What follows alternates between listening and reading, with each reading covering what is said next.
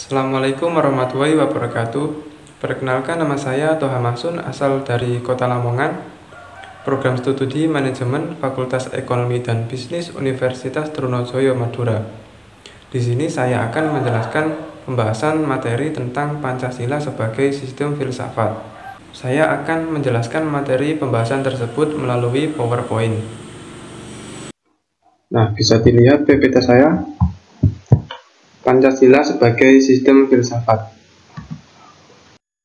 Pengantar filsafat, definisinya, kata filsafat merupakan bentuk kata berasal dari Arab, yaitu falsafah. Sedangkan secara etimologis berasal dari bahasa Yunani, yaitu philein yang berarti cinta dan sophia yang berarti hikmah atau kebijaksanaan. Jadi filsafat secara etimologis berarti cinta, kebijaksanaan.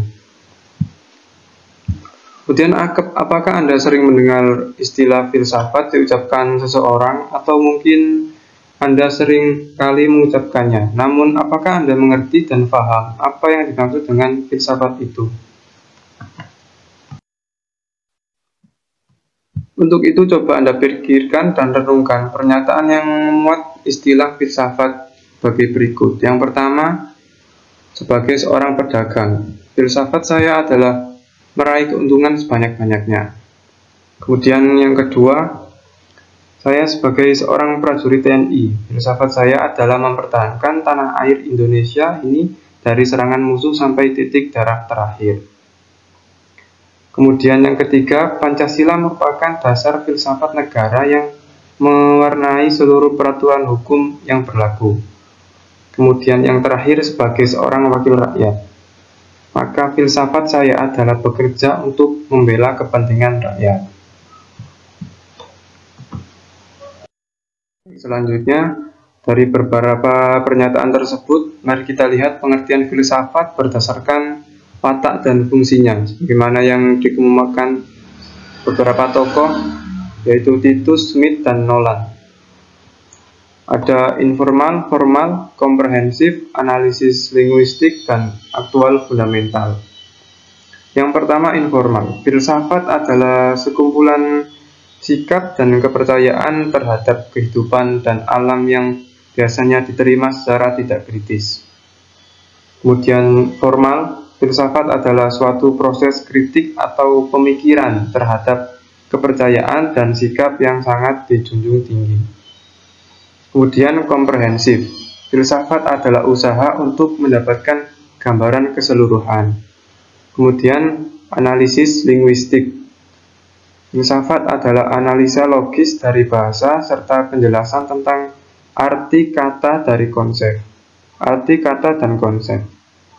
Kemudian yang terakhir, aktual fundamental.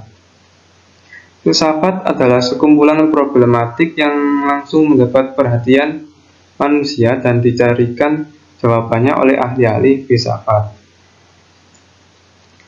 Nah, berdasarkan uraian tersebut, maka pengertian filsafat dalam arti informal, yaitu yang paling sering dikatakan masyarakat awam, bagaimana pernyataan pedagang dalam butir 1, pernyataan prajurit butir 2, dan pernyataan wakil rakyat butir 4.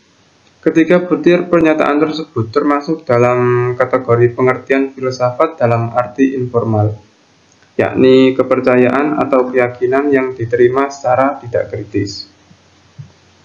Adapun pernyataan butir 3 tadi merupakan suatu bentuk pernyataan filsafat yang mengacu pada arti komprehensif.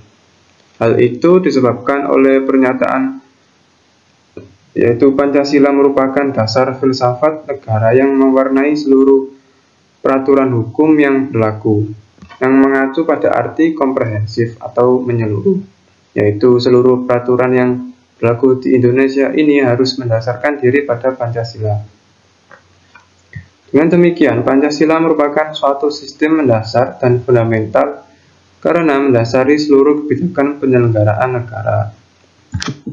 Dan ketika suatu sistem bersifat mendasar dan fundamental, maka sistem tersebut dapat dinamakan sebagai sistem filsafat. Kemudian pengertian filsafatnya butir 2, suatu proses kritik terhadap kepercayaan dan sikap yang dijunjung tinggi, lebih mengacu pada arti refleksif, yaitu sikap yang terbuka dan toleran, dan mau melihat sesuatu dari segala sudut persoalan tanpa prasangka. Dalam hal ini, filsafat dapat menjadi sarana untuk berpikir lebih jauh dan mendalam daripada sekadar mengandalkan atau percaya pada opini yang ada di masyarakat. Kemudian yang analisis linguistik, pengertian filsafat butir yang keempat sebagai analisa logis dari bahasa serta penjelasan tentang arti kata dan konsep, yang lebih mengacu pada upaya untuk melakukan klarifikasi, yaitu menjelaskan arti istilah dan pemakaian bahasa dan berbagai bidang kehidupan. Kemudian yang aktual fundamental, pengertian filsafat butir kelima, yaitu sekumpulan problematik yang langsung mendapat perhatian manusia dan dicarikan jawabannya oleh para ahli filsafat, lebih mengacu pada persoalan-persoalan yang mendalam dari eksistensi manusia. Ya, selanjutnya ini adalah gambar patung Soekarno yang sedang duduk di sebuah taman rumah pengasingan di ND, yang menggambarkan ia sedang memikirkan dan merenungkan masa depan bangsa Indonesia ini. Dan hasil pemikiran dan perenungan tersebut adalah yaitu Pancasila sebagai dasar negara dan filosofis Groundslag. Ya, selanjutnya Pancasila sebagai sistem filsafat itu merupakan hasil perenungan yang mendalam dari para tokoh kenegaraan Indonesia. Hasil perenungan itu semula dimaksudkan untuk merumuskan dasar negara yang akan merdeka. Kemudian yang selanjutnya, sifat-sifat sistem filsafat. Ada yang pertama, bersifat koheren, yang artinya berhubungan satu sama lain secara runtut dan tidak mengandung pernyataan yang saling bertentangan di dalamnya. Pancasila sebagai sistem filsafat ini bagian-bagiannya tidak saling bertentangan, meskipun berbeda, bahkan saling melengkapi, dan tiap bagian mempunyai fungsi dan kedudukan yang sama. Kemudian yang kedua, bersifat menyeluruh, yang artinya mencakup segala hal dan gejala yang terdapat dalam kehidupan manusia. Pancasila sebagai filsafat ini, hidup bangsa merupakan suatu pola yang dapat mewadahi semua kehidupan dan dinamika masyarakat di Indonesia ini. Kemudian yang ketiga, bersifat mendasar, yang artinya suatu bentuk perenungan mendalam yang sampai ke inti mutlak permasalahan sehingga menemukan aspek yang sangat fundamental. Pancasila sebagai sistem filsafat ini dirumuskan berdasarkan inti mutlak tata kehidupan manusia, menghadapi diri sendiri, sesama manusia, dan Tuhan dalam kehidupan bermasyarakat dan bernegara. Kemudian yang keempat, bersikap spekulatif, yang artinya buah pikir hasil perenungan sebagai praanggapan yang menjadi titik awal yang menjadi pola dasar berdasarkan penalaran logis serta pangkal tolak pemikiran tentang sesuatu.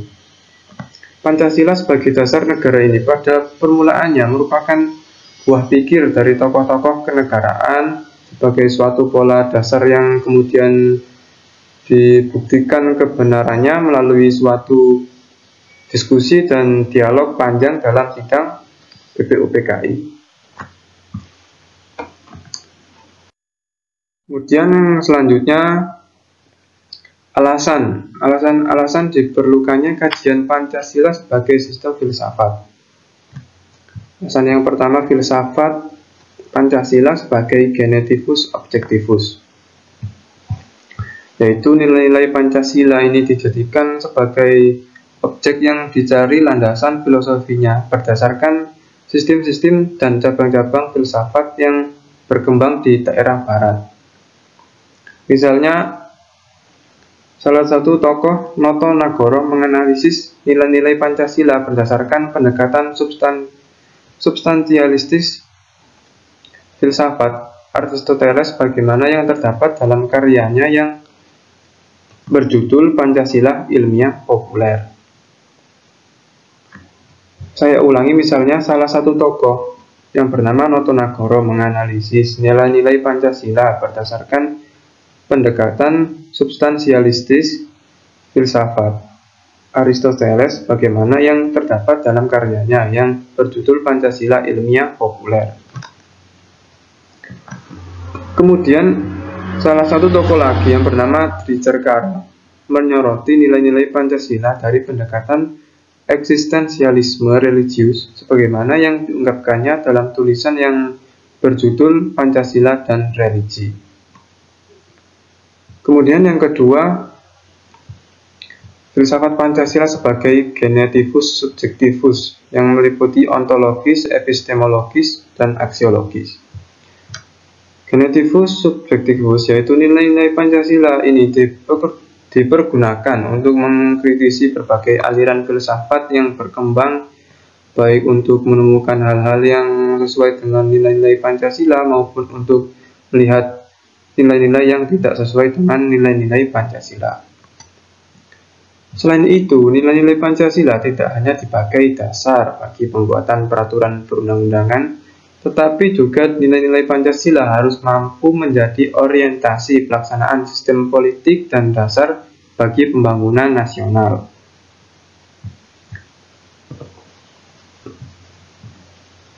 Pancasila sebagai genetivus subjektivus memerlukan landasan pijak filosofis yang kuat yang mencakup 3 dimensi, yaitu yang pertama landasan ontologis, yang kedua landasan epistemologis, dan landasan aksiologis. Landasan ontologis.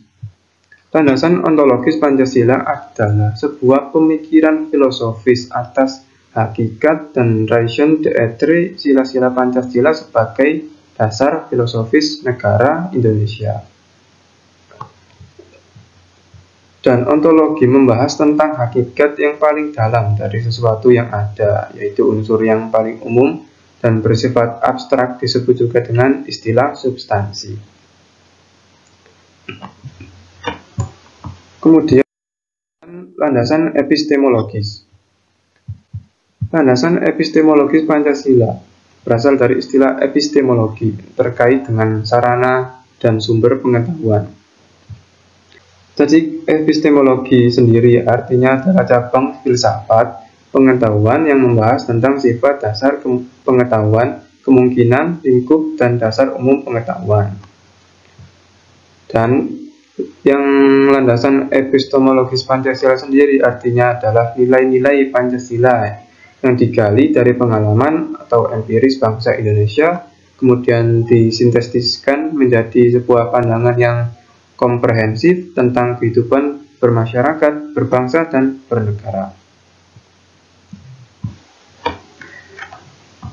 Penjabaran melalui sila-sila Pancasila secara epistemologis ini. Yang pertama, sila ketuhanan yang Maha Esa yang digali dari pengalaman kehidupan beragama bangsa Indonesia sejak dahulu sampai sekarang saat ini. Kemudian yang kedua, sila kemanusiaan yang adil dan beradab yang digali dari pengalaman atas kesadaran masyarakat yang ditindas oleh penjajahan selama berabad-abad. Kemudian yang ketiga, sila persatuan Indonesia yang digali dari pengalaman atas kesadaran bahwa keterpecah belahan yang dilakukan penjajah kolonialisme. Kemudian yang keempat, sila kerakyatan yang dipimpin oleh hikmat kebijaksanaan dalam permusyawaratan perwakilan, yang digali dari budaya bangsa Indonesia yang sudah mengenal secara turun-temurun pengambilan keputusan berdasarkan semangat musyawarah untuk mufakat. Kemudian yang terakhir, sila keadilan sosial bagi seluruh rakyat Indonesia yang digali dari prinsip-prinsip yang berkembang dalam masyarakat Indonesia yang tercermin dalam sikap gotong royong. Kemudian landasan aksiologis. Landasan aksiologis. Aksiologis berasal dari istilah aksiologis terkait dengan masalah nilai atau value yang menegaskan bahwa nilai-nilai itu merupakan kualitas yang tidak real karena nilai itu tidak ada untuk dirinya sendiri. Ia membutuhkan pengemban untuk berada. Dan landasan aksiologis Pancasila artinya nilai atau kualitas yang terkandung dalam sila-sila Pancasila. Yang pertama mengandung kualitas monoteis, spiritual, kekudusan, dan sakral. Yang kedua sila kemanusiaan mengandung nilai martabat, harga diri, kebebasan, dan tanggung jawab. Kemudian yang ketiga sila persatuan mengandung nilai solidaritas dan kesetiakawanan. Kemudian yang keempat mengandung nilai demokrasi, musyawarah, mufakat, dan berjiwa besar. Kemudian yang terakhir sila keadilan yang mengandung nilai kepedulian dan gotong royong. Kemudian selanjutnya esensi hakikat Pancasila sebagai sistem filsafat. Yang pertama hakikat sila ketuhanan yang terletak pada keyakinan bangsa Indonesia bahwa Tuhan sebagai prinsip utama dalam kehidupan semua makhluk. Yang kedua, hakikat sila kemanusiaan adalah manusia monopluralis yang terdiri atas 3 monodualis, yaitu yang pertama susunan kodrat atau jiwa raga, yang kedua sifat kodrat atau makhluk individu sosial, yang ketiga kedudukan kodrat atau makhluk pribadi yang otonom dan makhluk Tuhan. Kemudian yang ketiga hakikat sila persatuan yang terkait dengan semangat kebangsaan, rasa kebangsaan terwujud dalam bentuk cinta tanah air. Kemudian yang keempat hakikat sila kerakyatan yang terletak pada prinsip musyawarah, yang artinya keputusan yang diambil lebih didasarkan atas semangat musyawarah untuk mufakat, bukan membenarkan begitu saja pendapat mayoritas tanpa peduli pendapat minoritas. Kemudian yang kelima hakikat sila keadilan yang terwujud dalam 3 aspek, yaitu yang pertama keadilan distributif, yang kedua legal, dan yang ketiga komutatif. Keadilan distributif adalah keadilan yang bersifat membagi dari negara kepada warga negara. Keadilan legal adalah kewajiban warga negara terhadap negara atau dinamakan keadilan bertaat. Dan yang komutatif adalah keadilan antara sesama warga negara. Baik, selanjutnya urgensi Pancasila sebagai sistem filsafat.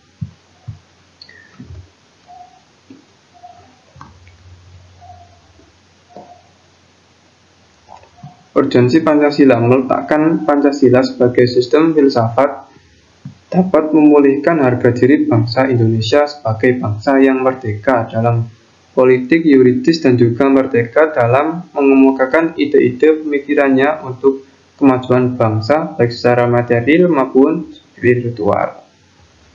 Kemudian Pancasila sebagai sistem filsafat membangun alam pemikiran yang berakar dari nilai-nilai budaya bangsa Indonesia sendiri sehingga mampu dalam menghadapi berbagai ideologi dunia. Kemudian Pancasila sebagai sistem filsafat dapat menjadi dasar pijakan untuk menghadapi tantangan globalisasi pada saat seperti ini. Kemudian Pancasila sebagai sistem filsafat dapat menjadi way of life sekaligus way of thinking bangsa Indonesia untuk menjaga keseimbangan dan konsistensi antara tindakan dan pemikiran. Dan bahaya yang bisa ditimbulkan pada kehidupan modern dewasa saat ini adalah dengan ketidakseimbangan antara cara bertindak dan cara berpikir sehingga menimbulkan kerusakan lingkungan dan mental dari suatu bangsa itu sendiri. Dan selesai. Terima kasih. Baik, terima kasih. Itu saja yang bisa saya sampaikan pembahasan materi tentang Pancasila sebagai sistem filsafat. Kurang lebihnya saya mohon maaf. Wassalamualaikum warahmatullahi wabarakatuh.